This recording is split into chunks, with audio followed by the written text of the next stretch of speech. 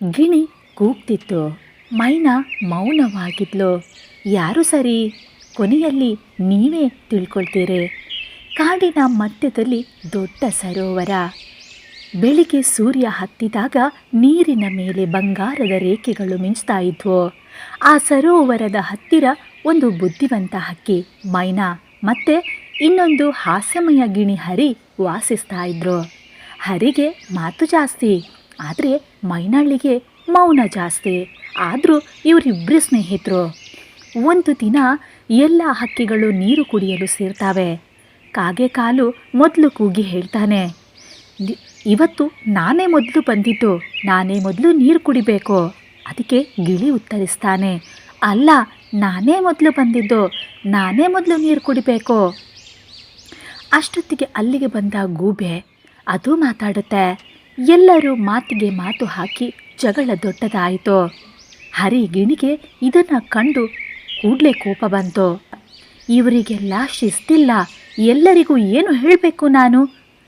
ಅವನು ಆ ಗದ್ದಲದೊಳಗೆ ಕೂಗಿ ಕೂಗಿ ಅವರಿಗೆ ಅರ್ಥ ಮಾಡಲು ಪ್ರಯತ್ನಿಸ್ತಾನೆ. ಆದರೆ ಅವನ ಮಾತನ್ನು ಕೇಳಲು ಯಾರೂ ತಯಾರಿರಲಿಲ್ಲ. ಇದರಿಂದ ಇನ್ನೂ ಗದ್ದಲ ಹೆಚ್ಚಾಯಿತು.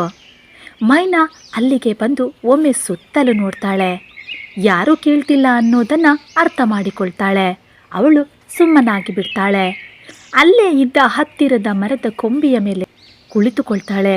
ಯಾವುದೇ ಮಾತನ್ನು ಆಡೋದಿಲ್ಲ. ಹರಿ ಮೈನಾ ಹಕ್ಕಿ ಸುಮ್ಮನಿರುವುದನ್ನು ನೋಡಿ ಇನ್ನೂ ಕೋಪಗೊಳ್ತಾನೆ. ಇಷ್ಟೊಂದು ಜಗಳ ಆಡ್ತಿದ್ದಾರೆ, ಇದನ್ನು ನೋಡಿಯೂ ನೀನು ಮಾತನಾಡ್ತಾ ಇಲ್ವಾ? ಈಗ ನಿನ್ನ ಮೌನ ಯಾಕೆ ಬೇಕು? ಆದರೆ ಸ್ವಲ್ಪ ಹೊತ್ತಿನಲ್ಲಿ ಅವನಿಗೂ ಕೂಡ ಅವಳ ಮೌನ ಅರ್ಥ ಆಯಿತು. ಅವನು ತಾನೇ ಕೂಗ್ತಾ ಇದ್ದ, ತಾನೇ ಸಾಬೀತು ಮಾಡಿಕೊಳ್ತಾ ಇದ್ದ. ಅದನ್ನೆಲ್ಲ ಯೋಚನೆ ಮಾಡಿ ಅವನು ಒಂದು ಕ್ಷಣ ನಿಂತು ಬಿಡ್ತಾನೆ, ಮಾತನ್ನು ನಿಲ್ಲಿಸ್ತಾನೆ. ಇದನ್ನೆಲ್ಲ ಒಬ್ಬೊಬ್ಬರು ಗಮನಿಸ್ತಾರೆ.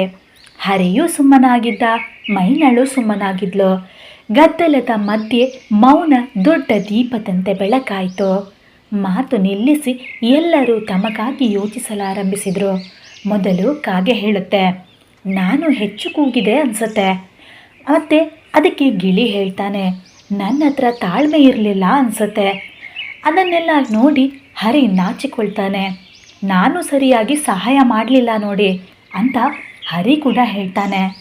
ಅದನ್ನೆಲ್ಲ ನೋಡಿಯೂ ಮೈನಾ ಏನೂ ಹೇಳಲಿಲ್ಲ, ಬದಲಾಗಿ ಅವಳು ನಗ್ತಾಳೆ. ಮೈನಾ ನಂತರ ನಿಧಾನವಾಗಿ ಹೇಳ್ತಾಳೆ, ನಾವು ಎಲ್ಲರೂ ಒಳ್ಳೆಯವರೇ, ಆದರೆ ಕೋಪ ಬಂದಾಗ ನಮ್ಮೊಳಗಿನ ಶಬ್ದವೇ ಹೆಚ್ಚು. ಅದಕ್ಕೆ ಮೊದಲು ಮೌನ ಬೇಕು. ಹರಿ ಅವಳ ಮಾತಿಗೆ ತಲೆಯಲ್ಲಾಡಿಸಿ, ಇದರಲ್ಲಿ ತಪ್ಪು ನನ್ನದು ಕೂಡ ಇದೆ ಮೈನಾ. ಇನ್ನು ಮುಂದೆ ಕೋಪ ಮಾಡಿಕೊಳ್ಳುವ ಮೊದಲು ಜೋರಾಗಿ ಉಸಿರಾಡ್ತೇನೆ, ನಂತರ ಮಾತನಾಡ್ತೇನೆ. ಈ ಮಾತನ್ನು ಎಲ್ಲರೂ ಒಪ್ತಾರೆ. ಕೋಪ ಬಂದಾಗ ಒಂದು ಕ್ಷಣ ಮೌನ, ದೀರ್ಘ ಉಸಿರು, ನಂತರ ಮಾತ್ರ ಮಾತು. ಸಂಜೆ ಆದಾಗ ಮೈನಾ ಮತ್ತು ಹರಿ ಸರೋವರದ ಬಳಿಯಲ್ಲಿ ಕುಳಿತಿದ್ರು. ಹರಿ ನಗ್ತಾ ಮಾತಾಡ್ತಾನೆ, ಇಂದು ನನಗೆ ದೊಡ್ಡ ಪಾಠ. ಮೌನ ದುರ್ಬಲತೆ ಅಲ್ಲ, ಅದು ಬಲ. ಅದಕ್ಕೆ ಮೈನಾ ಹಕ್ಕಿ ಉತ್ತರಿಸ್ತಾಳೆ, ಹೌದು, ಕೆಲವೊಮ್ಮೆ ಮೌನವೇ ಎಲ್ಲದಕ್ಕೂ ಉತ್ತರ ಆಗುತ್ತೆ.